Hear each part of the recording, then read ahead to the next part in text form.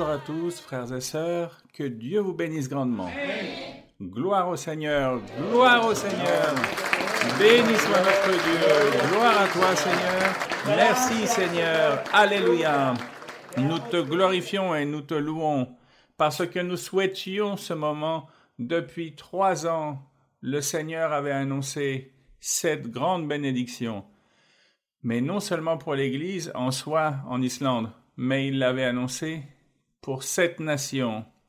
Un frère local d'ici me disait « Je suis très heureux, très content, parce que je souhaitais et je disais au Seigneur, ton Église, ta parole ont besoin d'être ici, en Islande, doivent arriver. » Et le Seigneur lui a répondu à travers de la prophétie, il lui a dit « Très bientôt, je vais libérer non seulement l'Église, mais toute cette nation. Gloire au Seigneur, béni soit notre Dieu. » Gloire à Dieu, louange au Seigneur. Il y a aussi une sœur qui a fait un rêve dans lequel la sœur Maria-Louisa entrait. Il y a à peu près 3 mois, elle a eu ce rêve. Et par là où la sœur est rentrée, il y avait de la lumière. Et notre sœur disait à notre sœur qui avait son rêve, « Sœur, suivez-moi et ne regardez d'aucun côté. Suivez-moi. » C'est ce qui est arrivé pour nous aujourd'hui, pour cette nation aujourd'hui. La lumière de Dieu, la parole réelle et l'évangile réel de notre Seigneur Jésus-Christ donné pour quelqu'un qui a été choisi par lui. Notre sœur Maria-Louisa, béni soit notre Seigneur. Sœur, nous vous aimons dans le Seigneur. L'Islande vous aime, nous vous aimons tous. Parce que vous avez reçu la promesse et vous avez cru à la promesse quand vous étiez 4. Et aujourd'hui, nous, grâce à vous, grâce au fait que vous ayez cru, nous jouissons de cette bénédiction et de ce privilège, de cet honneur d'être guidés par le Saint-Esprit, de pouvoir faire confiance et être écoutés par notre Seigneur. C'est à travers vous que sont venues les promesses. Nous sommes partis de l'accomplissement de cette promesse. Béni et loué soit notre Seigneur. Gloire à Dieu.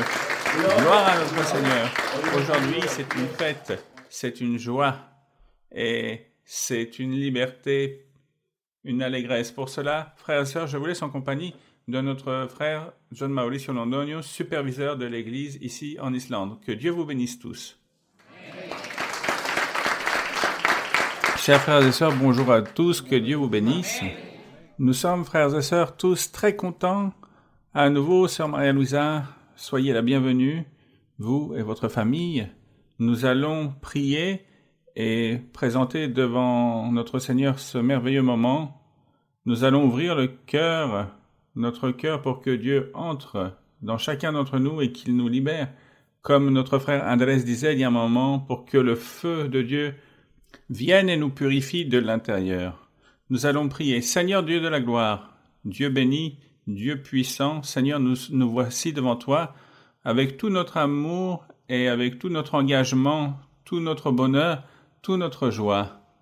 Nous voyons, Seigneur, de nos yeux, ce que ta bouche a parlé pour cette nation, que tu amènerais ta servante pour des grandes bénédictions, et nous en sommes témoins aujourd'hui de l'accomplissement de cette parole. Merci, Seigneur, pour ce moment.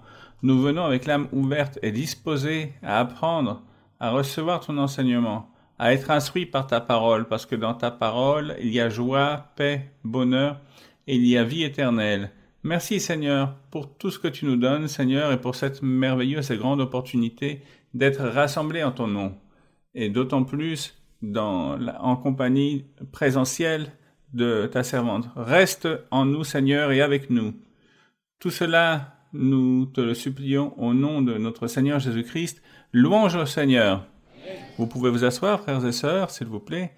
Nous allons, chers frères, chanter un hymne merveilleux, l'hymne numéro 30, dont nous voyons comme notre sœur s'est consacrée entièrement au Seigneur. Et je pensais aussi en l'apôtre Paul et ses paroles quand il disait « Imitez-moi comme moi j'imite le Christ », même si nous n'entendons jamais ces paroles de la sœur, mais c'est qu'elle a fait ce que nous voyons aujourd'hui, nous voulons le faire.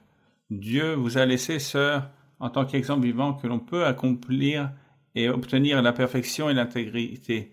Et c'est donc possible, et la sœur nous montre le chemin pour que nous réussissions tous. Louange au Seigneur, hymne numéro 30, dévouement complet.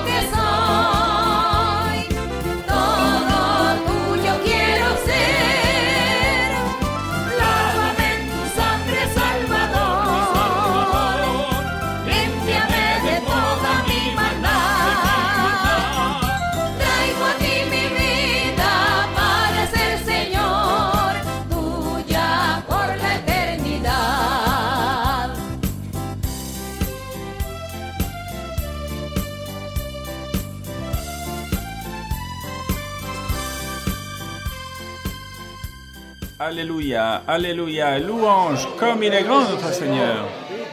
Que ce soit le but de chaque jour de notre vie, de nous consacrer à Dieu, de penser à lui, de lui remettre notre vie, notre amour. Louange au Seigneur. Quelle joie que les hymnes que nous chantons, nous les vivons, nous les sentons. Et quand nous ouvrons notre cœur pour chanter, l'Esprit Saint vient à nos vies. Gloire au Seigneur.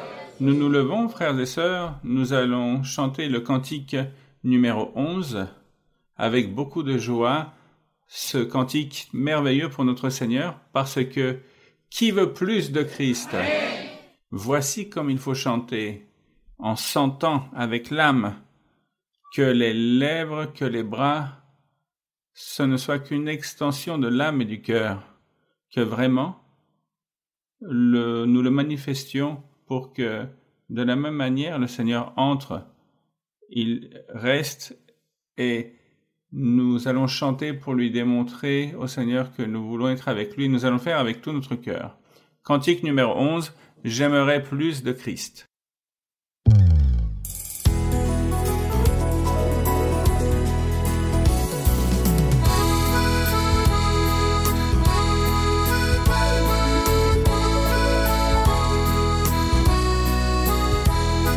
J'aimerais plus et plus du Christ, j'aimerais plus de son pouvoir, j'aimerais plus de sa présence, j'aimerais plus et plus de lui, j'aimerais plus et plus du Christ, j'aimerais plus de son pouvoir, j'aimerais plus de sa présence, j'aimerais plus et plus de lui, j'aimerais plus et plus du Christ, j'aimerais plus de son pouvoir, j'aimerais plus de sa présence, j'aimerais plus et plus de lui.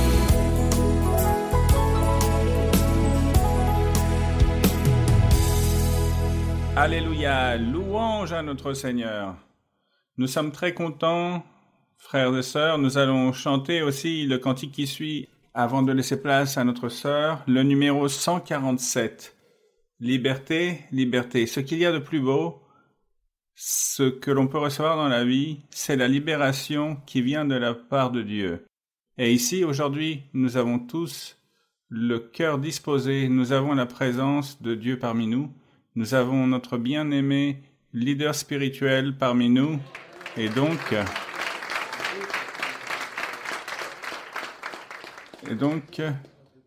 la question est, que manque-t-il pour que chacun de nous reçoive la libération? La réponse est que nous ouvrions notre cœur, que nous croyions et que nous disposions notre être pour recevoir l'enseignement. C'est important et que nous ayons une réflexion dans notre cœur de tout ce que nous recevons. Et de cette façon, nous allons recevoir notre libération. Nous voulons la liberté, mes frères et sœurs. Cantique numéro 147.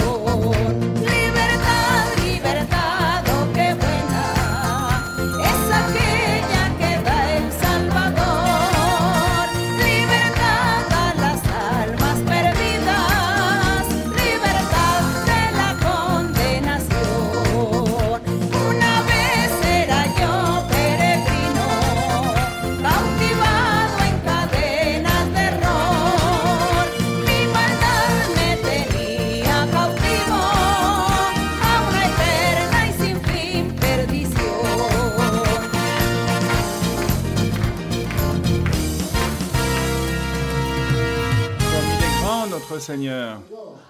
Nous avons une leader qui aime le Seigneur. Nous avons une leader qui défend les choses de Dieu avec toute son âme et tout son cœur.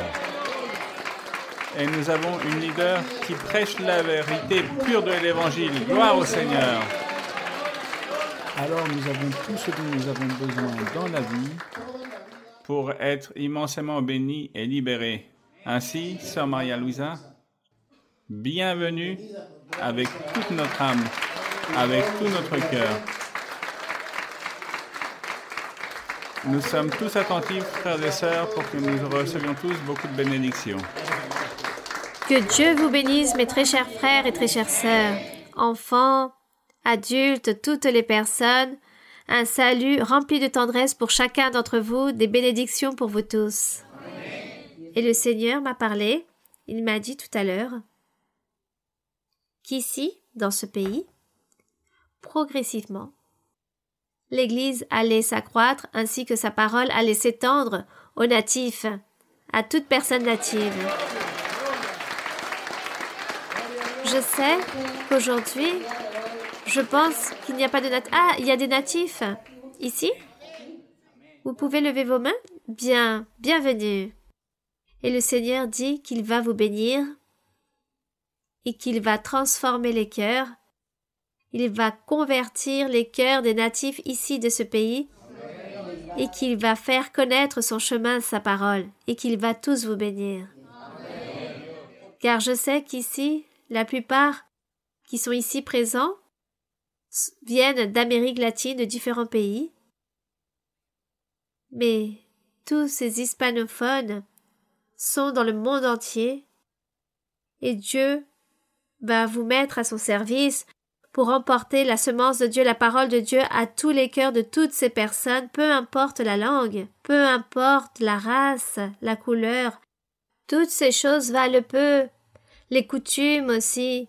Même la manière de chanter, Dieu va unifier le chant dans le monde entier, dans son œuvre, dans son Église. Et tous vont chanter comme toutes ces personnes d'Amérique latine, car ainsi Dieu l'a disposé et ainsi le fera le Seigneur.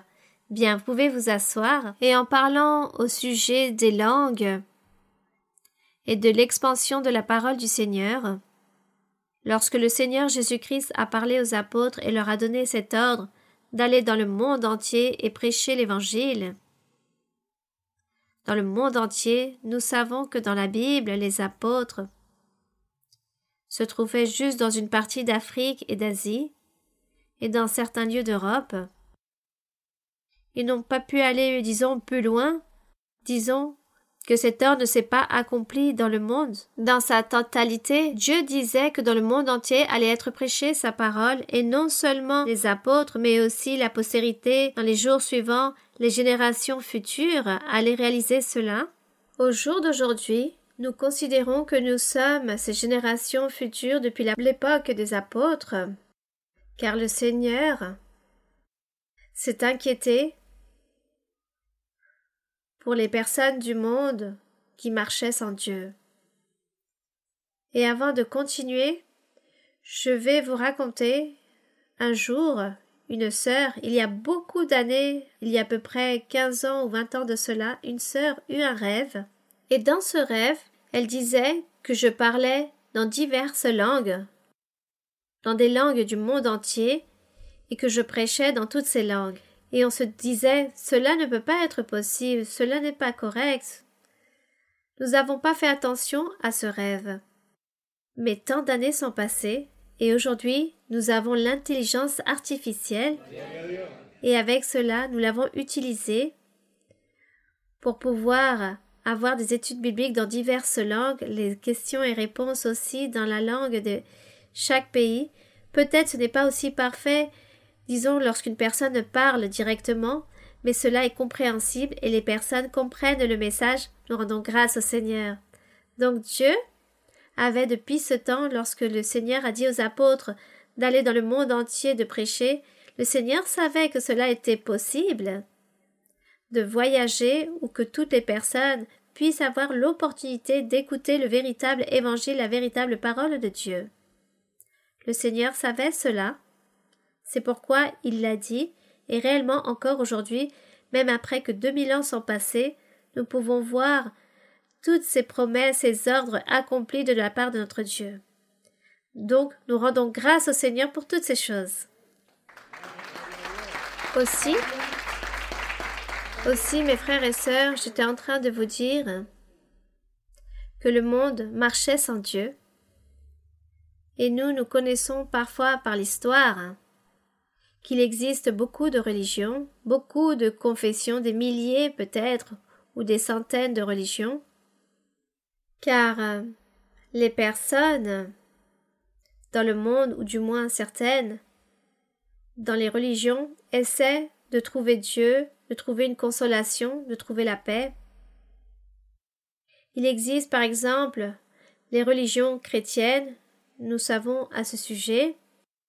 Nous écoutons aussi parler des juifs ou des musulmans.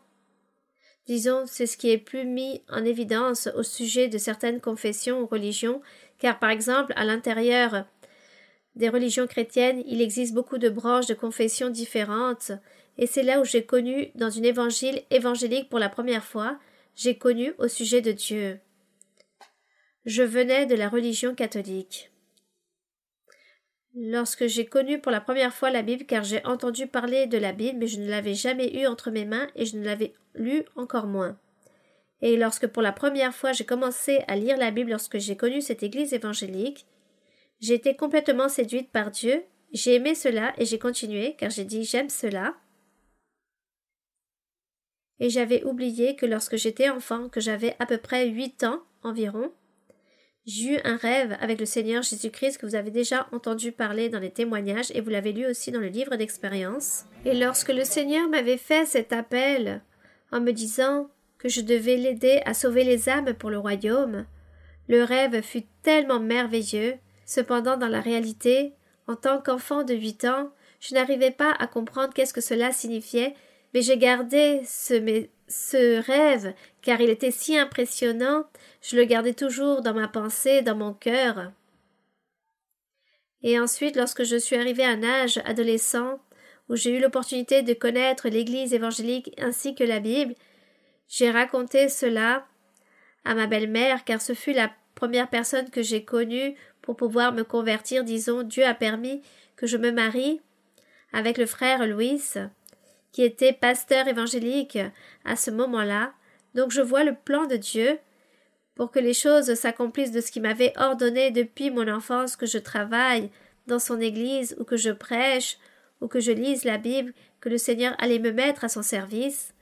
Le Seigneur a permis que je me marie avec cette personne et de cette façon ce fut l'opportunité pour moi marcher dans cette voie. Et à mon mari et à mes belles-mères, je leur racontais le rêve que j'eus lorsque j'étais enfant. Ils n'ont pas su interpréter ce rêve. Ils disaient qu'il s'agissait d'un rêve très beau et peut-être un appel aussi divin, et c'est tout.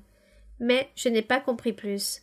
J'ai suivi la voie de Dieu, et mes frères et sœurs réellement, lorsque Dieu m'a donné le don de la prophétie, lorsqu'il m'a donné ce don, étant dans cette église évangélique, le Seigneur me parlait, et il me disait qu'il allait établir une église indépendante, une église où il se chargerait de convertir les cœurs et que le Seigneur allait apporter les personnes et que son église allait se trouver dans le monde entier. Voici ce que me disait le Seigneur. Dans le monde entier, elle se trouvera et même ici en Colombie, car je suis moi-même colombienne. Il disait qu'ici en Colombie et dans le monde entier se trouvera mon église et je vais me manifester. Et je disais, Seigneur, comment est-ce possible que tu dis que tu vas te manifester et dans toutes les églises qui existent?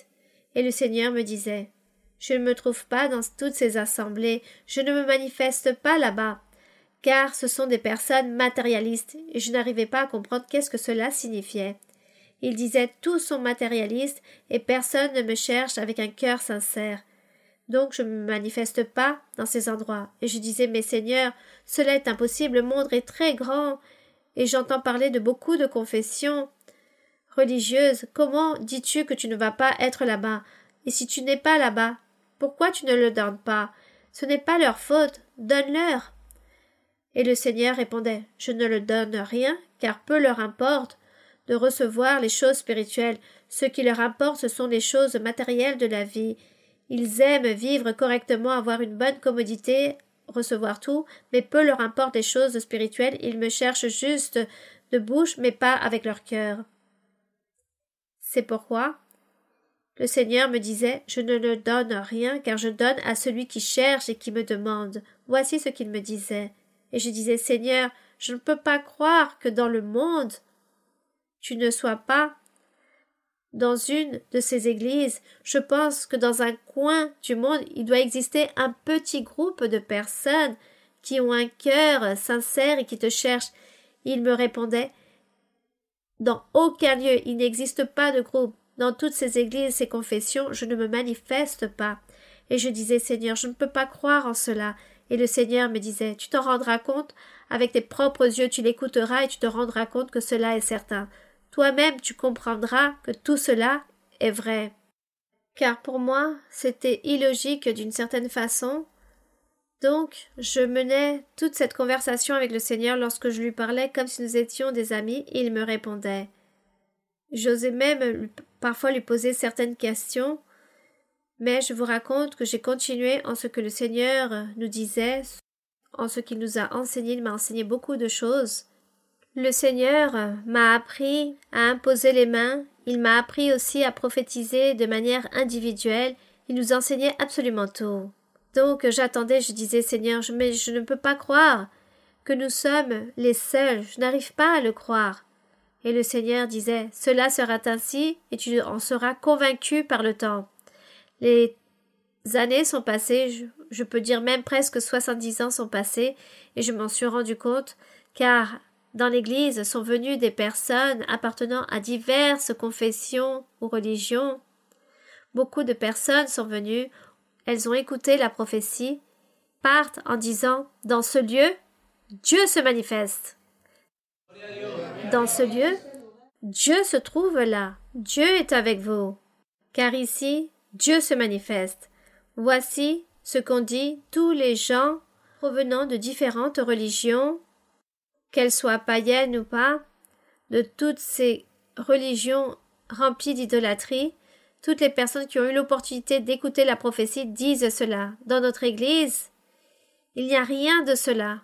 Dans mon Église, il n'y a pas cette manifestation que Dieu parle. Voici ce que tous disent. Et nous l'avons entendu parler de beaucoup de gens, tant juifs comme musulmans, ou des personnes provenant de l'Inde, d'Afrique, des personnes de différents pays disent cela. Nous, dans notre religion, ou dans notre assemblée, nous n'avons jamais vécu ces manifestations avec Dieu. Nous n'avons jamais vu que Dieu parle à travers la prophétie et que Dieu accomplit, que Dieu sonde le cœur de chacun. Car ce n'est pas juste parler dans la prophétie, mais aussi dévoiler les choses cachées dans le cœur des personnes. Et lorsque les gens écoutent la prophétie, les gens pleurent car Dieu les touche. Et de cette façon sont passées beaucoup d'années. Toutes ces années sont passées et j'ai été convaincue de ce que le Seigneur m'avait dit au tout début, qu'il ne se manifestait pas dans aucune de toutes ces assemblées. Il existe tant d'assemblées qui disent être chrétiennes, similaires à ce que nous faisons, apparemment, mais la seule différence, c'est que Dieu ne se manifeste pas dans ces endroits et ne leur donne pas les choses spirituelles. Donc, ces personnes se limitent juste de lire la Bible, prier et chanter tout simplement, et parler de certains sujets particuliers du monde, parlent de la politique, de sociologie, du gouvernement, des comportements, des relations humaines. Voici les sujets qui sont touchés, car les personnes n'arrivent pas à comprendre la Bible pour enseigner la doctrine de ce qui est écrit ici, car comme Dieu ne se manifeste pas avec eux, donc Dieu ne leur donne rien. Donc ces personnes ne savent pas de quoi parler, lisent tout simplement la Bible, mais se limitent à cela. Voici ce que j'ai pu remarquer, et les années sont passées, et je disais, Seigneur, pardonne-moi pour ne pas avoir cru en ce que tu me disais. Je ne croyais pas, c'est parce que, disons, je ne voulais pas être trop fière ou trop égoïste en disant « nous sommes les seuls et que les autres ne reçoivent rien ».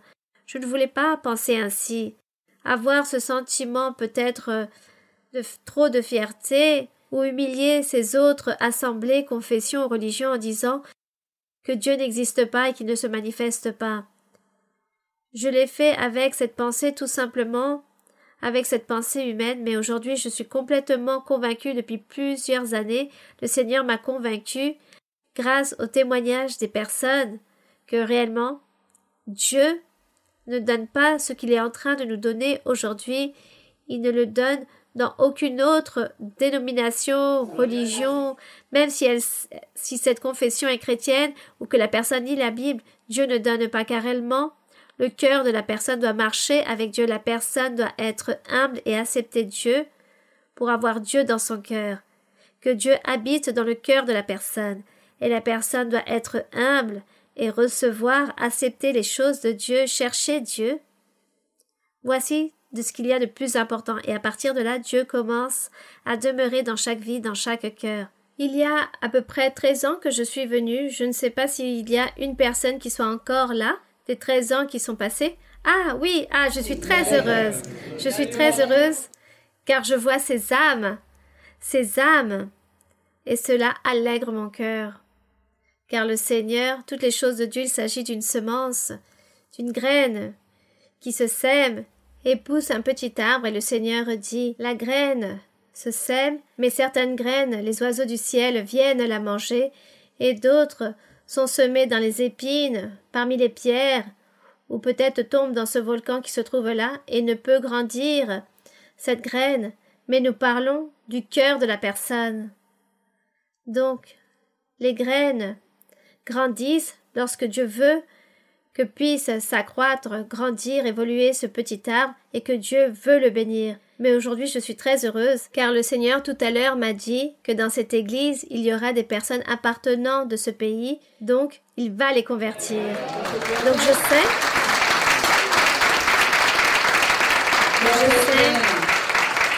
que Dieu accomplit tout ce qu'il promet, tout ce qu'il dit, il exauce et nous allons le voir un jour.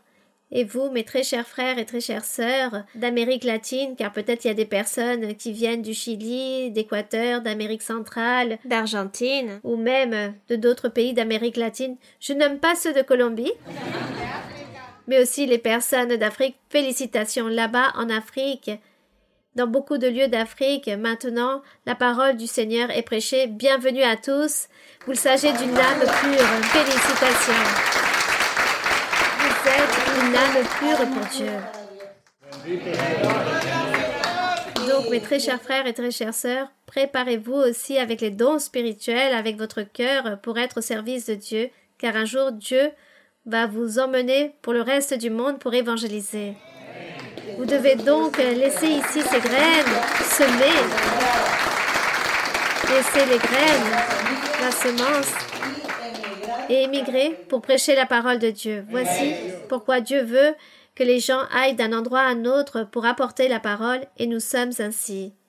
Nous sommes des émigrants et des immigrants, nous entrons et nous sortons, mais pour travailler au service du Seigneur.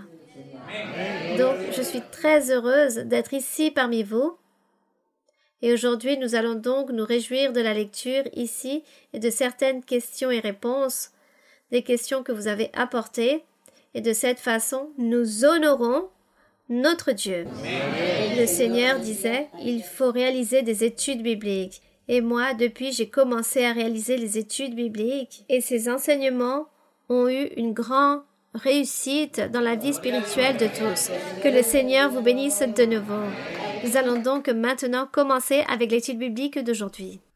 Tout d'abord, bonjour, sœur Marie-Louisa bien-aimée, bonjour à notre Église et bonjour aux spectateurs ici dans l'Assemblée en Islande. C'est pour moi une grande joie d'être face à vous. C'était une promesse du Seigneur que vous viendriez. Et c'est motif d'une grande joie pour nous tous. Nous vous aimons dans le Seigneur. Ma question est dans Néhémie 8. Quel livre? Dans Néhémie 8. Oui, très bien. Néhémie 8. Oui? Oui. Oui, vous pouvez lire. Du verset 5 au verset 9. Oui. Esdras ouvrit le livre à la vue de tout le peuple, car il était élevé au-dessus de tout le peuple, et lorsqu'il l'eut ouvert, tout le peuple se tint en place. Esdras bénit l'Éternel, le grand Dieu, et tout le peuple répondit, en levant les mains, Amen, Amen. Et ils s'inclinèrent et se prosternèrent devant l'Éternel, le visage contre terre.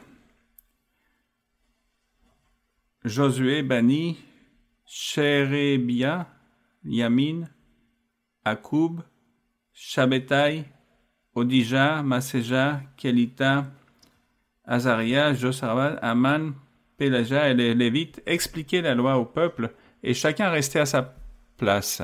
Ils lisaient distinctement dans le livre de la loi de Dieu et ils en donnaient le sens pour faire comprendre ce qu'ils avaient lu. Néhémie, le gouverneur, Esdras, le sacrificateur et le scribe, et les Lévites qui enseignaient le peuple, dirent à tout le peuple, « Ce jour est consacré à l'Éternel, votre Dieu. Ne soyez pas dans la désolation et dans les larmes, car tout le peuple pleurait en entendant les paroles de la loi. » Et je comprends avec le contexte que les Israélites ont abandonné les voies du Seigneur dans les nations où ils étaient, et comme ils reconnaissaient cela maintenant, ils pleuraient et se lamentaient parce qu'ils s'étaient détournés du Seigneur. Oui, mais pas tous.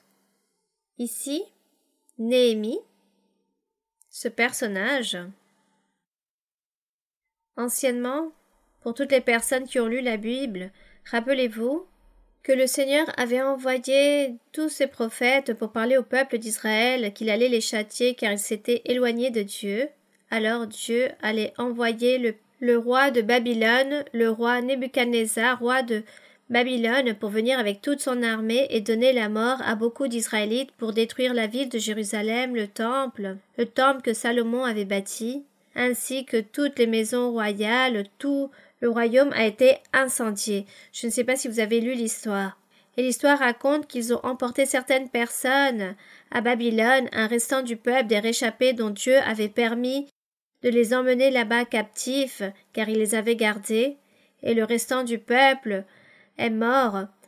Lorsque nous lisons cette histoire de tout ce qui s'est produit dans la destruction de Jérusalem, c'est très triste. Dieu s'est irrité et les a tous détruits. Et les personnes qui ont été emportées à Babylone furent les personnes qui ont été sauvées. Elles sont restées là-bas 70 ans. Après 70 ans, Dieu a fait que toutes ces personnes reviennent à Jérusalem, et parmi ces personnes, il y avait Jérémie, Néhémie, Esdras et Esther. Ce sont des personnages qui ont été emportés à Babylone, et Dieu leur a révélé qu'il fallait revenir à Jérusalem pour essayer de rebâtir la ville, toutes ses murailles, le temple, qu'il fallait tout rebâtir de nouveau, reconstruire, afin que le peuple puisse se former de nouveau, car Dieu les avait complètement détruits.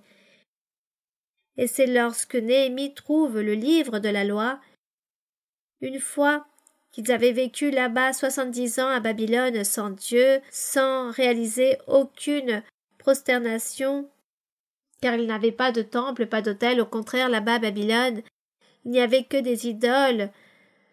Ces personnes ne vivaient que d'idolâtrie, et toutes ces personnes étaient en train de se souiller avec toutes ces personnes. 70 ans, c'est énorme pour nous les êtres humains. Donc lorsque Néhémie a trouvé le livre de la loi et l'a lu, ils se sont rendus compte qu'ils n'avaient jamais accompli cela devant Dieu. C'est pourquoi l'histoire raconte qu'il avait rassemblé tout le peuple, car ils étaient revenus à Jérusalem, et qu'il lut la parole, et tous qui l'entendaient pleuraient, car il disait: combien d'années nous ne savons pas pourquoi nous n'avons rien fait pour Dieu, et voici ce que Dieu nous ordonne, et personne n'a fait toutes ces choses.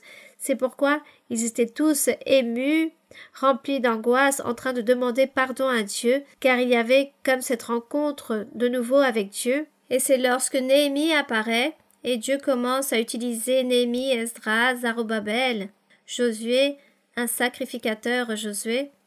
Il y avait certains prophètes que Dieu a mis à son service, et parmi tous, ils ont commencé à travailler pour de nouveau rétablir cette ville, et cela a mené beaucoup d'années, bien évidemment, mais c'est là où tout a commencé, et ils commencent à réaliser cette muraille, à bâtir la ville, et Dieu envoie ensuite d'autres règnes, comme ceux des Médès, les Perses, les Grecs.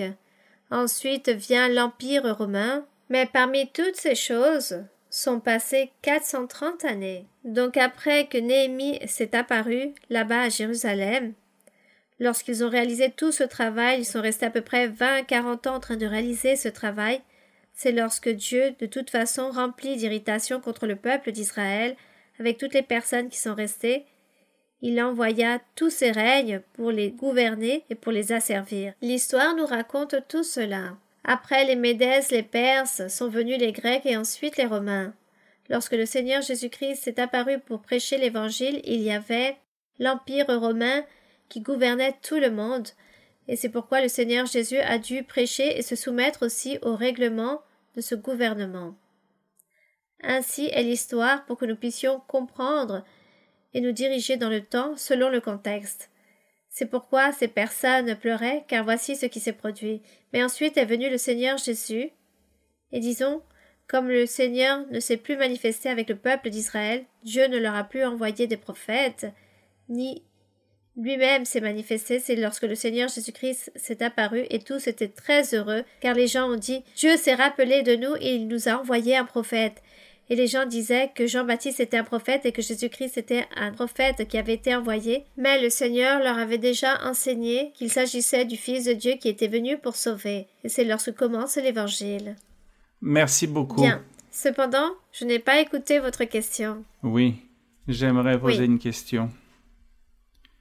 Je vois dans cette situation aussi comme elle pourrait se présenter même aujourd'hui dans nos vies spirituelles, ce qui pourrait faire beaucoup de mal ou porter préjudice, en particulier pour ceux qui sont récents ou débutants dans l'Évangile, qui, par exemple, la personne peut perdre conscience de qu'elle pratiquait quelque chose de la doctrine, mais à mesure que le temps passe, elle ne pratique plus la doctrine parce qu'elle ne la connaît pas beaucoup et l'oublie. Et donc, ceci est très dangereux, parce qu'il peut arriver qu'il passe des jours, même des mois, et même des années, jusqu'à ce que la personne se rende compte de ce qui arrive. Et elle peut commencer à corriger ses chemins, ses voies. Donc, il existe beaucoup de motifs, de raisons pour lesquelles ces situations peuvent arriver.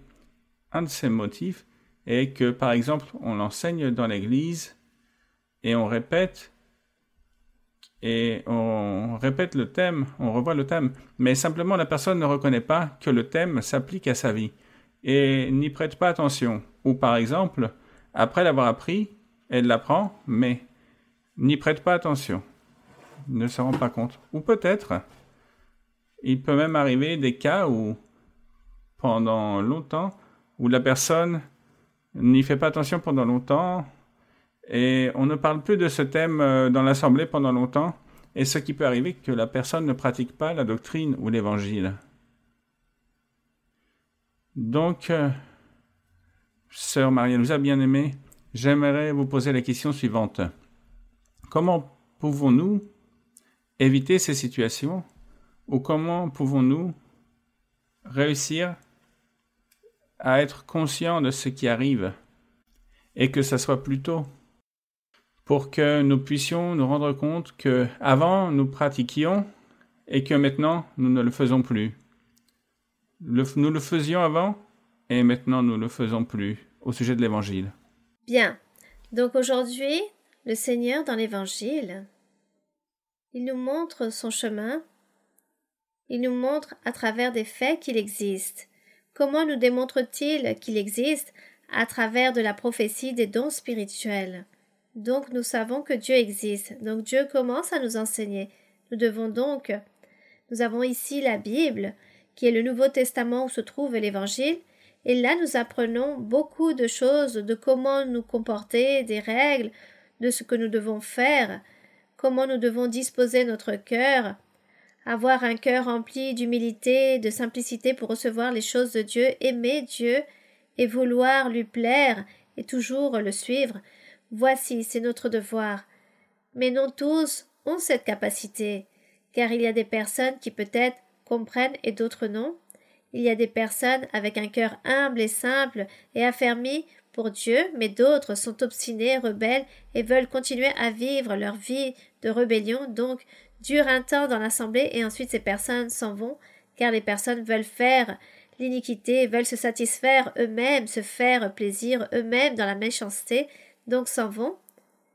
Mais Dieu ne nous oblige pas, il nous donne une invitation, il nous montre le chemin, il dit que nous devons prendre nos propres décisions, que nous devons tout faire selon ce que nous voulons, en disant « c'est moi qui vais dire « j'aime ce chemin, je veux suivre le chemin de Dieu, je veux m'éloigner du mal, je veux faire les choses correctement car je veux plaire à Dieu, car j'aime Dieu », mais d'autres ne pensent pas ainsi. Donc Dieu laisse à chacun prendre sa propre décision. C'est pourquoi dans les assemblées peut-être beaucoup de personnes vieilles, car il est écrit que beaucoup sont appelés, beaucoup de personnes viendront, d'autres comprendront et d'autres non. Certains sont rebelles et d'autres régressent et veulent suivre leur propre monde, et Dieu permet cela, car on n'oblige rien à personne. Même pas Dieu oblige. Il laisse tout selon la décision de chacun. Donc si nous aimons Dieu, si j'aime Dieu, si j'ai compris, je lis et que je comprends et j'aime Dieu, je veux lui plaire, je veux continuer de l'avant, par-dessus tous les mauvais exemples que je vois en les personnes, par exemple que celui-ci a régressé dans le monde, moi je continue de l'avant dans mon chemin. Je persévère et je donne un bon exemple à tous. Et ensuite les personnes sauront si elles veulent continuer ou pas. Mais cela se produit, cela arrive. Le Seigneur disait « Non tout celui qui me dit Seigneur, Seigneur entrera ». Mais il dit aussi « Beaucoup sont appelés, mais peu sont élus ». Donc cela est tout à fait normal et naturel que nous puissions appartenir à un certain groupe de la fidélité, de la persévérance, de la constance et arriver au but, que nous soyons de ce groupe et luttons pour cela. Et vous, luttez pour cela, lisez la Bible, car vous êtes un grand lecteur. Donc, vous devez lire la Bible, car vous avez lu aussi beaucoup de choses. Mais la Bible, c'est ce qu'il y a de plus important. Et vous allez voir comment Dieu va vous enseigner beaucoup de choses, qu'il va vous révéler, il va vous rendre intelligent, il va faire que vous puissiez comprendre toutes les choses, comment vous devez les faire pour réaliser le bien et pour être heureux. Bien, continuez de l'avant. Merci beaucoup, bien, sœur. Continuons, oui. Bonsoir, sœur Maria Luisa. Je vous souhaite une cordiale bienvenue en Islande. Que le Seigneur vous remplisse de beaucoup de bénédictions à vous et aux personnes qui vous accompagnent. Je vais vous poser deux questions, une question personnelle et une question de la Bible, s'il vous plaît. La question de la Bible se trouve dans le livre d'Ésaïe, chapitre 4, verset 1. Et cette femme saisiront en ce jour un seul homme et diront, nous mangerons notre pain et nous nous vêtirons de nos habits. Fais-nous seulement porter ton nom. Enlève notre opprobre. Sœur, pourriez-vous approfondir ce verset? Donc il est écrit « Enlève notre opprobre ». Ici, le prophète parlait, il donnait une prophétie pour les jours suivants, car il disait que peut-être il allait exister beaucoup de religions qui vont dire que nous sommes chrétiens et que nous croyons en Jésus-Christ, et que nous suivons le Seigneur Jésus-Christ. Les gens peuvent dire cela. Cependant, il leur disait, il s'agissait ici d'une illustration symbolique lorsqu'il disait qu'il y avait 7 femmes saisiront en ce jour. Il s'agit de plusieurs religions. Il disait, tout simplement, nous voulons porter ton nom, mais nous voulons réaliser nos propres œuvres. Nous voulons faire ce que nous voulons, et tout simplement nous allons porter ton nom.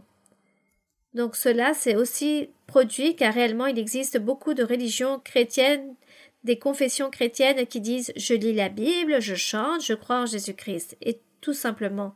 Mais les gens ne font pas la volonté de Dieu. Et le Seigneur dit qu'il ne se manifeste pas non plus dans ces vies de ces personnes. Donc là s'accomplit la prophétie du prophète Ésaïe. Bien. Et vous dites que vous avez une question personnelle, allez-y rapidement s'il vous plaît. Oui, j'ai une question personnelle. Sœur, vous nous avez enseigné dans différentes études bibliques sur le fait païenne, les repas. Sœur, je voudrais, s'il vous plaît, si vous pouvez approfondir sur Pâques. Je sais que vous nous avez expliqué que Pâques, c'est notre Seigneur Jésus-Christ, mais je voudrais que vous nous expliquiez. Oui, anciennement, ma sœur, la Pâques, Dieu l'a installée avec Moïse pour le peuple d'Israël. Car il disait que chaque année il fallait célébrer la Pâque, c'était une fête pour Dieu, et cette Pâque avait un symbole pour les jours suivants, pour le futur. Il s'agissait d'une illustration que Dieu avait envoyée pour que dans le futur, les croyants puissent continuer à célébrer cette Pâque. Après le Seigneur Jésus-Christ, il dit qu'il est la Pâque, n'est-ce pas?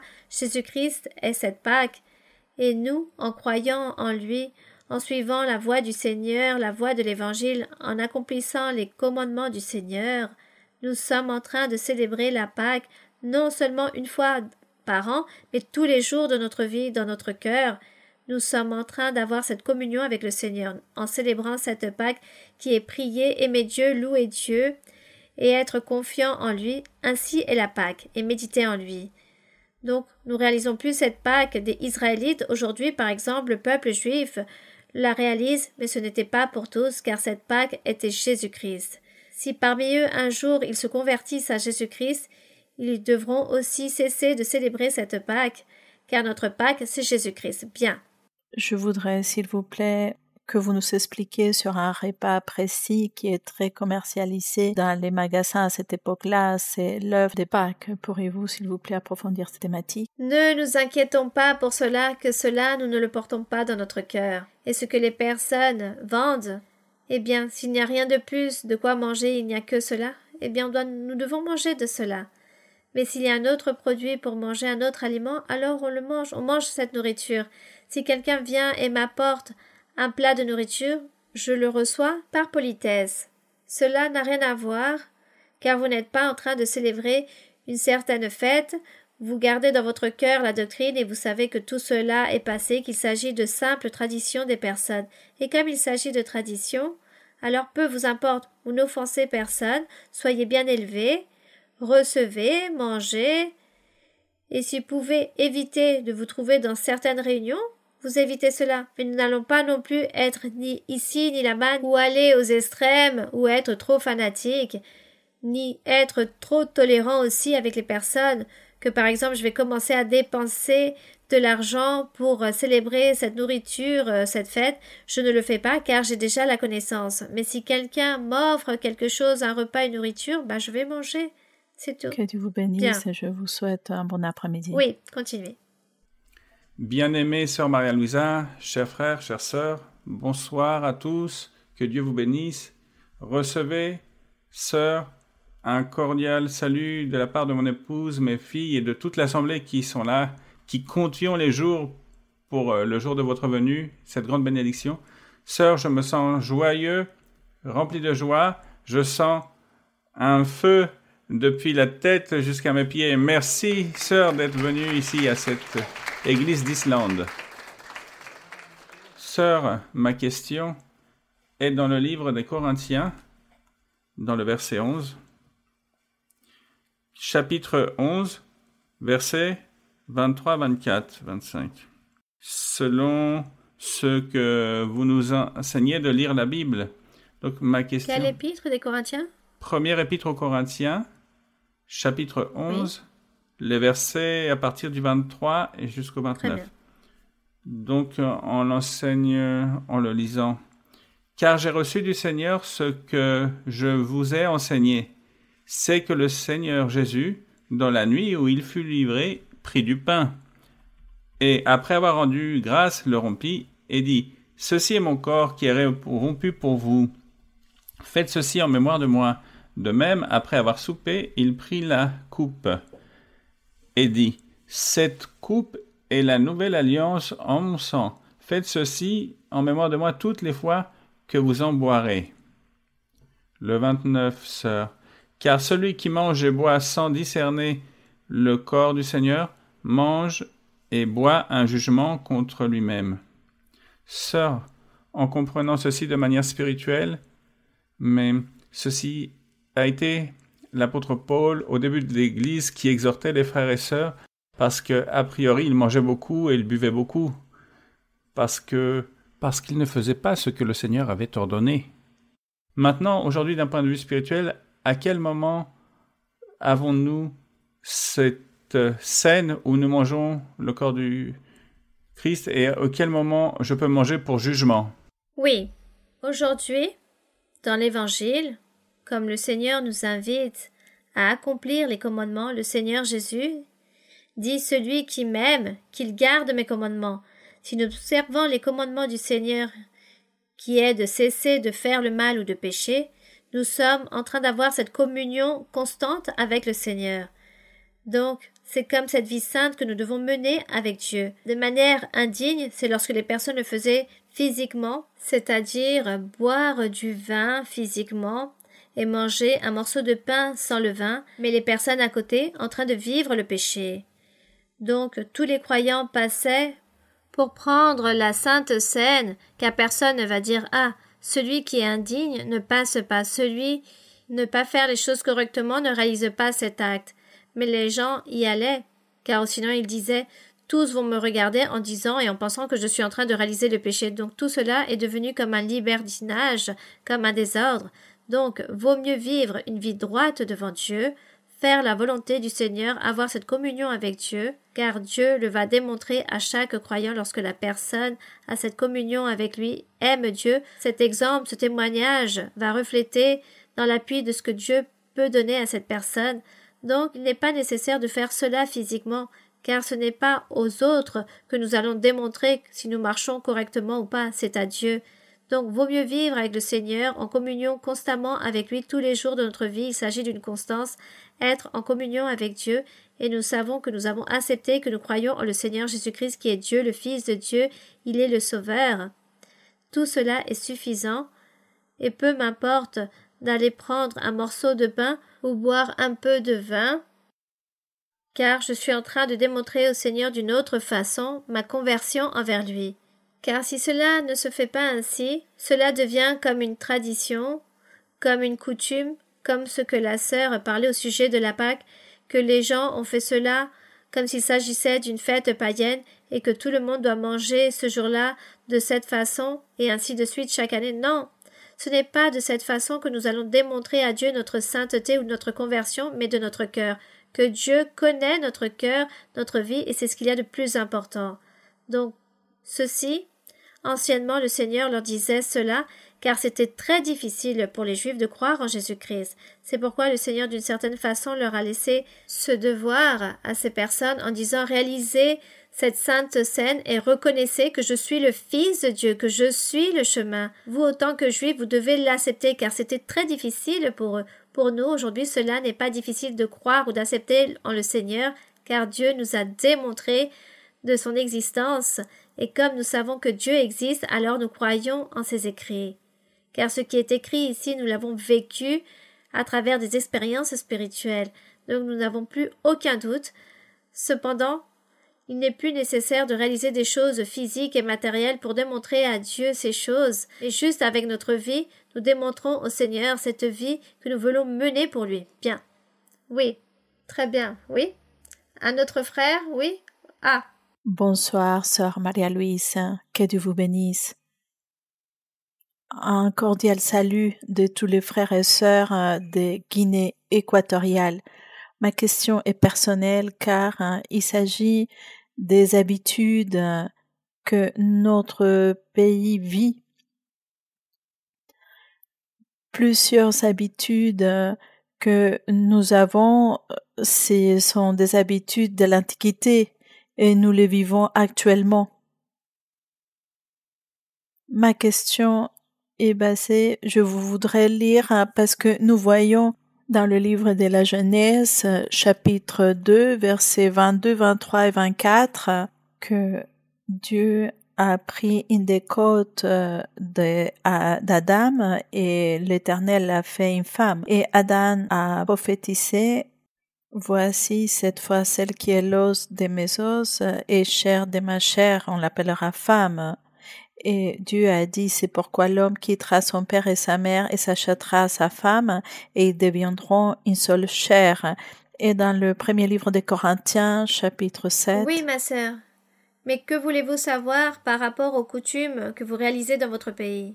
Oui, c'est que dans mon pays, il y a des femmes qui souffrent énormément à cause du fait que les hommes de notre pays ont un comportement basé sur le fait qu'ils ont l'habitude, les hommes ont l'habitude d'avoir 2 femmes, 3 femmes, et actuellement, ces personnes arrivent à notre église dans mon pays. Plusieurs hommes agissent ainsi.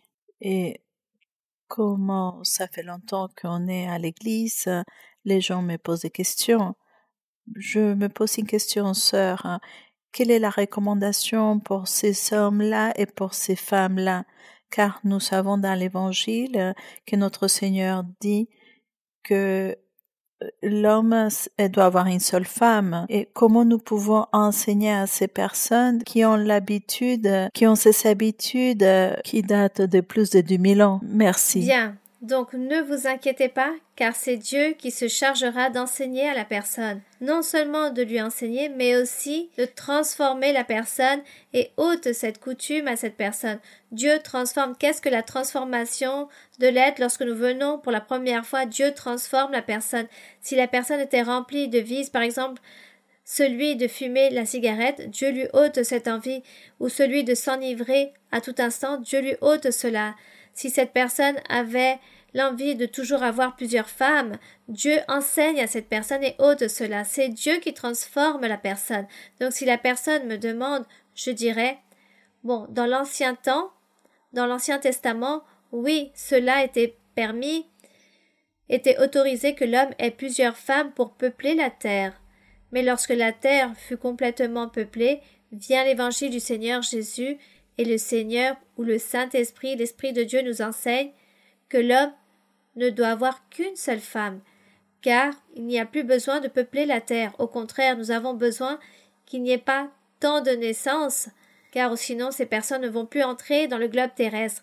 Voici comment vous pourriez répondre si la personne vous demande, vous enseignez cela, mais il ne faut pas leur interdire. Là-bas, dans votre pays, comme ainsi fut la culture, les gens arrivent, on ne peut pas leur interdire, car nous devons attendre que Dieu fasse le miracle dans le cœur de la personne et change sa manière de penser, sa manière de procéder durant plus de 2000 ans. Il s'agit de quelque chose qui est enraciné, donc c'est le Saint-Esprit qui va enseigner aux personnes. C'est Dieu qui va enseigner, qui va leur ôter cela, et comme les gens vont lire la Bible, alors ils vont se rendre compte qu'il s'agit d'un homme avec une seule femme, et les gens diront « Ah oui, il faut changer cette coutume ». Pendant ce temps, on ne peut pas ôter la coutume du jour au lendemain. Tout cela, Dieu le réalise, et si Dieu fait toutes les choses de manière progressive, raison de plus, nous aussi les êtres humains, nous ne pouvons pas interdire aux personnes de certains faits, mais juste attendre que Dieu fasse le miracle qui transforme la personne, sa manière d'agir, de procéder, de penser. C'est cela. C'est Dieu qui fait cela. Ne vous inquiétez pas. Pour Dieu, il n'y a rien de difficile et rien d'impossible. Bien, continuons. Oui, le frère, un frère par ici? Oui? Bonjour, sœur Maria-Louisa. C'est une joie que vous soyez ici en Islande. Je viens d'Argentine. Ça fait 7 mois que je suis ici. Et j'ai cette surprise merveilleuse de bénéficier de votre présence à l'église et de ce dont vous nous faites part. Oui, mon frère, oui. Allez-y. Je voulais vous poser une question personnelle, sœur. Donc, en fait, je suis de la ville de Salta au nord de l'Argentine. Nous prions pour que l'église vienne dans notre ville. Et il y a un pasteur qui vit dans une autre ville, qui vient dans notre province pour réaliser des réunions. Au cours de quelques mois, il venait dans notre province et il nous faisait part de la parole du Seigneur, il nous donnait la prophétie. L'année dernière, j'ai perdu ma mère durant le mois d'avril et avant cela, Dieu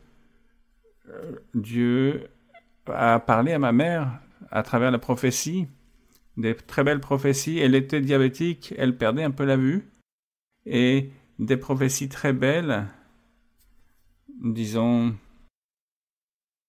qui l'encourageaient pour le futur, pour la vue en particulier. Mais le triste jour est arrivé où, tout d'un coup, le Seigneur l'a amené à sa présence. Ça m'a beaucoup attristé et ça m'a aussi beaucoup déboussolé. Je ne comprends pas jusqu'au jour d'aujourd'hui ce qui a pu arriver avec toutes les promesses merveilleuses. Oui. Bien. Je comprends. Car vous étiez confondus. Il y a eu des promesses que pratiquement elle ne les a pas vécues, qui ne se sont pas accomplies. Mais ce qui s'avère, c'est que Dieu est consolateur aussi. Dieu console. Et Dieu, jamais autant qu'être humain, il va nous dire « Bon, La semaine prochaine, tu vas mourir. La semaine prochaine, tu vas recevoir un accident et tu vas mourir dans un accident. Imaginez-vous, nous serions déjà en train de nous remplir d'angoisse, de souffrance avant que le fait arrive. Nous n'avons pas la capacité de recevoir les mauvaises nouvelles et beaucoup moins avec nous-mêmes. Donc Dieu, que fait-il? Il console. Il console les personnes en leur faisant une promesse. En plus, nous, selon ce que nous avons lu de la Bible, selon ce que nous lisons dans Apocalypse, là-bas dans l'éternité, il y a aussi du travail. Là-bas aussi, il existe un monde spirituel où tous vont continuer à travailler, à être au service de Dieu d'une manière ou d'une autre. Il existe un monde. Ce n'est pas juste voler dans les airs comme les anges, mais il s'agit d'un monde que Dieu a pour nous, où il a une fonction, avec la seule différence que là-bas, le péché n'existera pas, il n'y aura pas de méchanceté, il n'y aura pas de bons ou de mauvais, il n'y aura que des bonnes personnes pour Dieu, car le groupe de personnes qui se perdent vont aller à un étang de feu. L'histoire nous dit cela, mais Dieu a un travail pour nous là-bas dans l'éternité, nous devrons le louer et glorifier Dieu selon ce qu'il est écrit ici dans Apocalypse, il y a des anciens, des vieillards qui glorifient jour et nuit notre Dieu. Donc Dieu aussi a des travails pour nous là-bas. Peut-être ces promesses que Dieu a pour chacun d'entre nous là-bas dans l'autre vie. Peut-être il a voulu lui dire cela pour qu'elle soit heureuse et qu'elle soit confiante et qu'elle croie en le Seigneur et qu'elle parte en croyant en Dieu. C'est ce qu'il y a de plus beau et de merveilleux de mourir en le Seigneur. Donc, pour vous peut-être c'était une épreuve pour voir aussi votre fermeté, votre sûreté, votre foi, votre confiance en Dieu. Donc continuez de l'avant, car Dieu il faut l'aimer dans les bons et dans les mauvais moments. Par-dessus toutes les choses, il faut aimer Dieu. Même dans les choses qui nous semblent incorrectes, il faut aimer Dieu. Et Dieu vous récompensera. Et Dieu un jour vous donnera une explication et vous allez comprendre beaucoup de choses. Et même il vous ôtera cette douleur, cette incertitude aussi. Alors ne vous inquiétez pas pour cela. Et donc, comment on réussit ici sur la terre à être consolé? Soyez confiants, croyez en Dieu lorsque on vous donne la prophétie, lorsque vous recevez la prophétie. Lorsque vous recevez la prophétie, affermissez-vous pour Dieu et dites « Seigneur, parle-moi, parle à mon cœur ». Et Dieu peut vous donner un conseil, et il va vous consoler. C'est Dieu qui donne la consolation. Parfois, vous vous rendez même pas compte que Dieu est en train de vous consoler. Et ces paroles vont vous motiver et vous donner cet enthousiasme, cette sûreté, cette conviction. Aimez Dieu et voulez avec tout votre cœur, dites au Seigneur, « Seigneur, j'ai l'impression de ne pas t'aimer suffisamment, que je n'ai pas assez de foi, que je n'ai pas assez de confiance en toi, mais je veux, aide-moi à croire en toi. Je veux déposer mon assurance en toi, aide-moi à t'aimer. Je veux t'aimer. » Priez ainsi et Dieu vous écoutera, il va vous bénir, il vous donnera la consolation et vous allez comprendre qu'est-ce que la consolation. Bien, continuez. Je continue à vous inviter à lire la Bible et à venir vous rassembler à l'église. Merci beaucoup, sœur. Oui, Dieu vous bénisse. question? Bonjour, sœur. Je m'appelle Samuel Marcos. J'ai une question.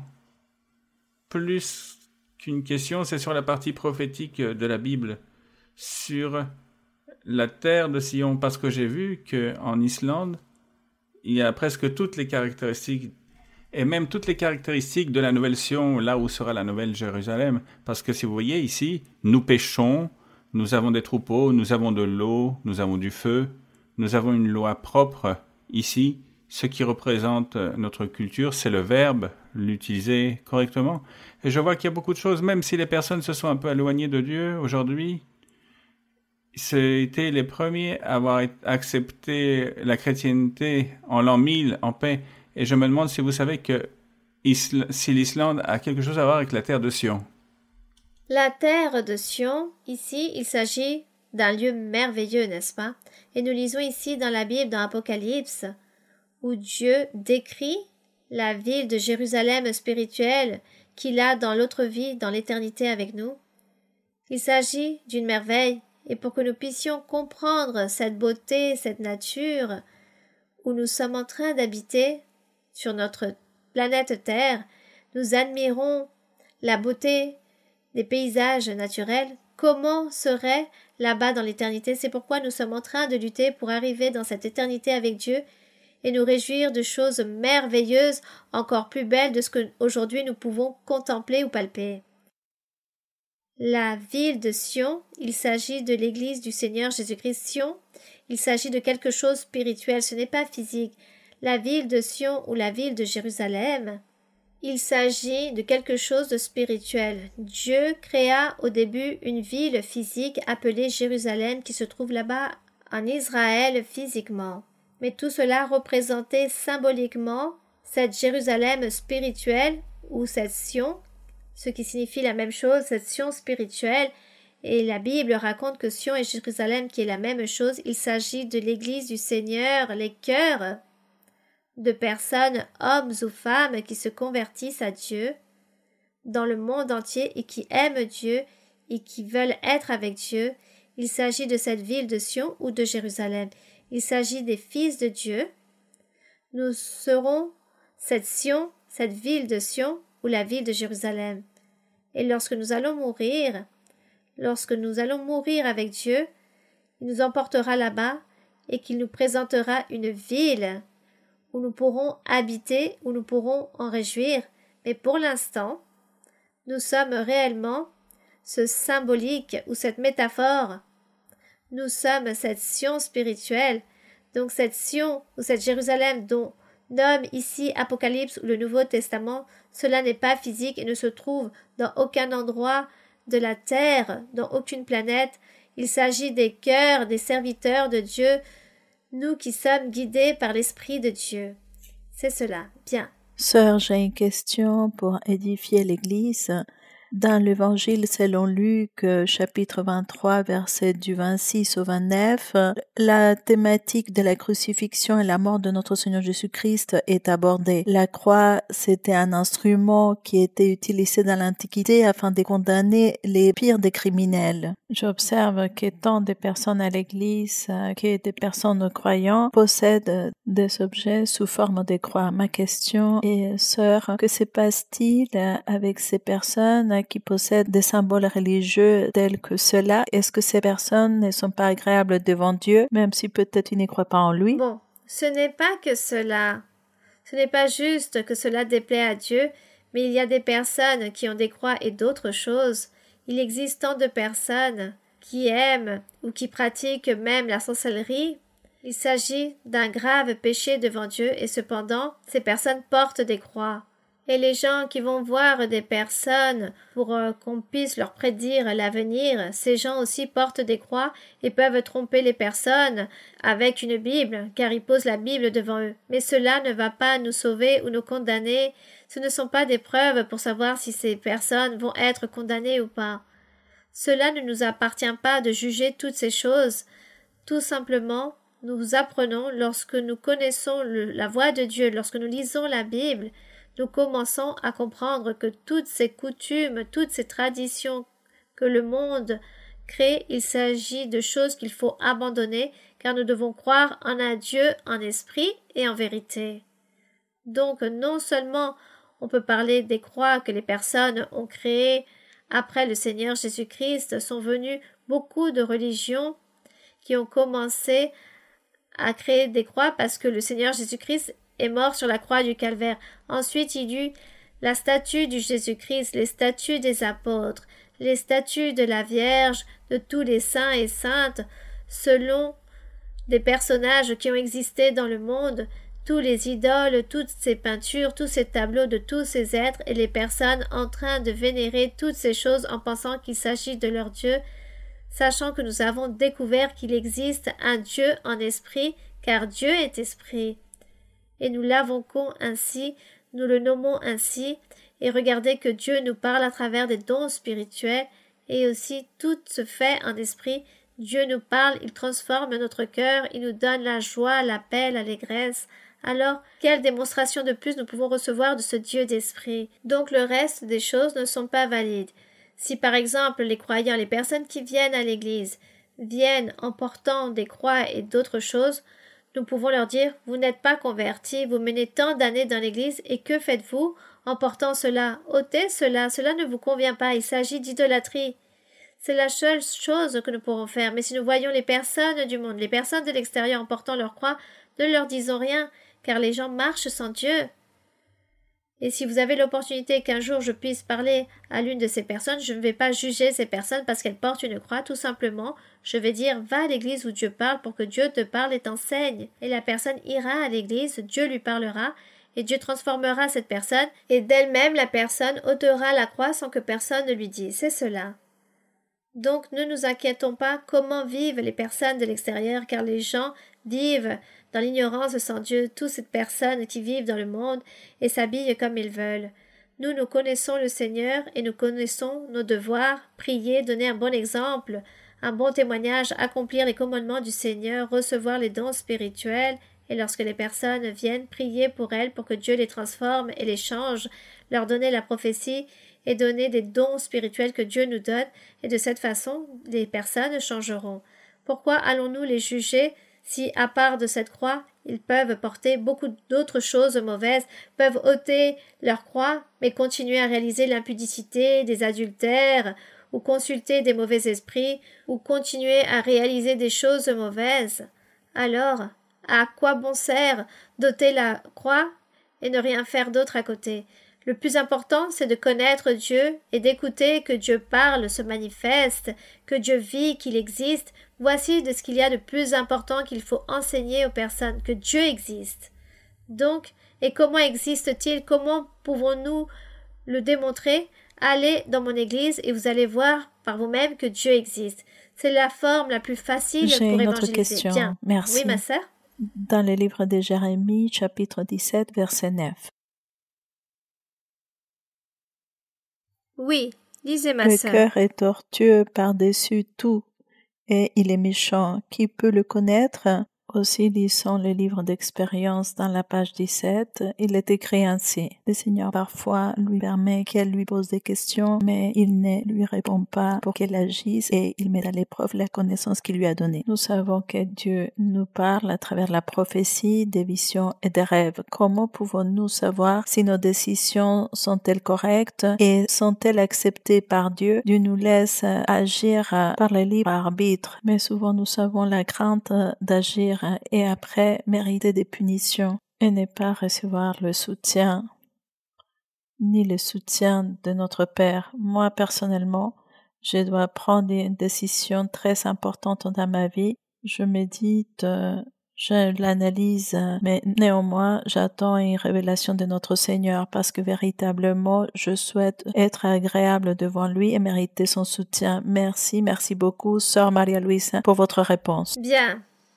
Tout dépend de Dieu. Toutes les décisions, lorsque nous lui sommes fidèles à Dieu, que nous aimons Dieu, que nous sommes en train de prier, en train de lire la Bible, en train de chercher le Seigneur, en train de faire les choses droites, Dieu nous guide, il nous oriente.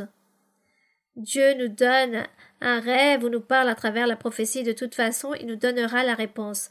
Mais nous devons mériter cette bénédiction que Dieu m'aide pour prendre de bonnes décisions. Donc l'important, c'est comment nous vivons, comment est notre vie devant Dieu, pour de cette façon recevoir de sa part. Si vous avez une décision à prendre, alors regardez votre cœur, comment vous menez votre vie devant Dieu. Aimez-vous Dieu? Qu'est-ce que Dieu vous a dit? Selon tout cela, si Dieu est heureux, il se plaît de vous, il vous a fait des promesses, vous cherchez de Dieu, vous êtes en train de lire la Bible et vous le faites avec toute sincérité, sûrement Dieu vous aidera à prendre ces décisions. Ne vous inquiétez pas. L'important, c'est que vous soyez sincère et cherchez et continuez de l'avant. Soyez constante aussi dans l'assistance de l'Assemblée et vous allez encore plus apprendre. Que Dieu vous bénisse. Bien, j'aimerais rester avec vous encore plus de temps, mais je pense que vous non, vous devez être fatigués. Nous allons donc prier. Nous allons prier notre Dieu. Nous allons prier. Nous allons demander au Seigneur. Nous allons établir devant lui tous nos souhaits, tous nos besoins. Chacun d'entre nous, nous avons toujours une nécessité, un souhait, quelque chose à lui demander. Demandez au Seigneur, car Dieu est très attentif pour écouter 1 million de besoins qu'on puisse demander en même temps au Seigneur, il écoute, même si chacun d'entre nous, nous demandons quelque chose de différent. Ainsi est notre Dieu. Notre Dieu remplit tout l'univers. Il abrite l'univers. Il s'agit d'un mystère que nous, autant qu'humains, nous n'arrivons pas à comprendre, mais cela est ainsi. Dieu se trouve là pour nous écouter, car il connaît tous nos besoins. Donc, au sujet de la maladie, nous allons demander au Seigneur, par exemple, pour les personnes qui sont touchées par la drogaddiction, il y a des pays, par exemple, où il n'y a pas, disons, de délinquance, où les personnes ne volent pas, où les personnes ne réalisent pas toutes ces infractions et respectent les lois. Il y a des pays qui sont très admirés à cause de cela, mais dans le cœur de chaque personne, il peut manquer de paix. Il y a un manque d'amour, d'assurance, et les personnes commencent à déprimer. Il s'agit de maladies spirituelles aussi. Il y a aussi des personnes qui sont remplies de certains vices ou de drogaddiction, et cela empêche que la personne reçoit le bonheur ou de vivre correctement, d'être heureuse, et ces personnes veulent sauter la vie, veulent se suicider. Donc, il n'y a aucun pays qu'on puisse dire que tous les habitants vivent dans la perfection, vivent de manière heureuse. Qu'il n'y a pas de vol ou de délinquance peut-être, mais par contre nous trouvons d'autres choses dans les personnes. Ceci par rapport à la drogaddiction, il s'agit d'une grande faiblesse que le diable a établie pour détruire les vies, pour détruire la paix parmi les familles, parmi la société. Et nous allons donc demander au Seigneur à ce sujet s'il y a des personnes, des proches qui sont remplis de ces vices, alors il faut demander au Seigneur qu'il ôte cela aussi par rapport aux maladies physiques de notre corps. Notre corps aussi se détériore et viennent les apparitions de toute maladie. Et nous demandons au Seigneur de la miséricorde aussi au sujet des maladies psychiques, spirituelles, comme le produit des sorcelleries, des envoûtements, des malédictions. Tout cela, nous allons demander au Seigneur qui nous aide au sujet de toutes ces maladies aussi, par exemple des personnes qui n'arrivent pas à bien réfléchir, qui ont des maladies atteintes du cerveau, qui n'arrivent pas à coordonner leurs idées, ne peuvent parler correctement. Pour toutes ces choses, nous allons demander à notre Dieu qu'il se remplisse de miséricorde. L'autisme, par exemple, demander au Seigneur qu'il puisse libérer nos proches de toutes ces choses, ou toutes ces personnes qui sont atteintes de maladies du cerveau, ou qui sont remplis de schizophrénie. Nous allons demander au Seigneur de toutes ces choses, qu'il se remplisse de miséricorde, qu'il se remplisse de bonté, et Dieu nous écoutera. Nous allons donc chacun d'entre nous prier selon nos besoins. Il y a des gens qui disent, comme je ne suis pas malade, je n'ai rien de cela, et peut-être je porte un vœu dans mon cœur et je veux que Dieu me l'accomplisse, ceci et cela. Donc Dieu nous écoute. Nous allons donc prier notre Dieu. Et les personnes, les frères et sœurs qui vont nous voir aussi à travers cette vidéo, je vous invite aussi à déposer votre confiance en Dieu, croyez en Dieu et demandez au Seigneur, et j'espère que vous puissiez aussi prier avec vos mains levées ainsi, et vous puissiez demander au Seigneur. Nous allons donc prier Père Saint, Père Céleste, au nom glorieux de Jésus-Christ, ton Fils bien-aimé, Seigneur, nous nous présentons devant toi, ici, dans ces moments pour te demander de la miséricorde, pour te demander que tu puisses nous pardonner et que tu te remplisses de bonté sur chacun d'entre nous. Ne regarde pas nos faiblesses, ne regarde pas, Seigneur, nos fautes, les erreurs que nous avons commises devant toi. Regarde, Seigneur, que notre cœur veut être à ton service. Nous voulons faire ta volonté, nous voulons te suivre, vivre cette voie du bien, le sentier correct qui mène à l'éternité. Nous voulons, Seigneur, accomplir tes commandements. Nous voulons comprendre la doctrine et faire ta volonté, mon Seigneur, pour te plaire en absolument tout. Nous voulons louer ton nom. Nous voulons te glorifier, te donner l'honneur et la gloire. Nous voulons t'éloger, mon Seigneur, t'élever, t'exalter, car tu es notre Créateur, tu es notre Maître, tu es ce Dieu éternel, tout-puissant, juste, qui a créé le ciel et la terre, tout l'univers. Seigneur, c'est toi qui nous gouverne et qui dirige tout ce qui se nomme la planète Terre dans toute l'humanité. Tu es aussi le Maître de la création de toutes les choses, tous les éléments qui existent dans la nature et dans tout l'univers. Mon Père saint, nous te clamons, nous te supplions, toi qui es un Dieu tout-puissant et qui pardonne. Seigneur, toi qui as marché avec Abraham, qui a fait des promesses, et tu as parlé aussi avec Isaac, avec Jacob, tu leur as fait les mêmes promesses, tu as établi un peuple, et qu'à travers de ce peuple, nous puissions aussi arriver à la connaissance de ta vérité et de ton chemin. Nous sommes ici devant ta présence, mon Seigneur, en essayant de comprendre ton chemin, ta doctrine et faire ta volonté et te plaire. Aide-nous, Seigneur. Aide toute personne qui veut te servir, te suivre, marcher dans ta voie. Aide toute personne. Libère, Seigneur. Purifie, Seigneur. Ôte les maladies physiques, ôte les maladies spirituelles, psychiques. Détruis, Seigneur, toute malédiction et que tu sois en train de guérir, de délivrer. Ôte tout mauvais esprit, réprimande tout mauvais esprit qui viennent pour lier et tourmenter et asservir les personnes, pour nous faire souffrir. Seigneur, libère, purifie, romps toutes ces chaînes, détruis l'œuvre de l'ennemi, détruis toute chose mauvaise de l'ennemi au nom glorieux de Jésus-Christ, ton Fils bien-aimé. Nous te le demandons, nous te le supplions, nous croyons en toi, nous déposons notre confiance en ta miséricorde, en ton amour, en ta parole. Merci, mon Père Saint. Nous te rendons grâce, mon Seigneur, au nom de Jésus-Christ. Que l'honneur et la gloire soient toujours pour toi.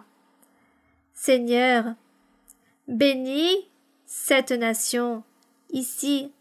Bénis l'Islande, comme tu l'as promis depuis le début, que tu serais en train de transformer des cœurs peu à peu, que tout serait progressivement. Bénis les frères et sœurs qui sont ici présents, et ceux aussi qui n'ont pas pu venir. Envoie l'intelligence, la sagesse, la connaissance, la doctrine. Bénis-les, donne-leur les choses spirituelles, envoie les dons spirituels, donne-leur la paix et la bénédiction. Détruis toute l'envie de l'ennemi contre eux. Merci, Seigneur. Que ta miséricorde soit sur nous et pour toujours.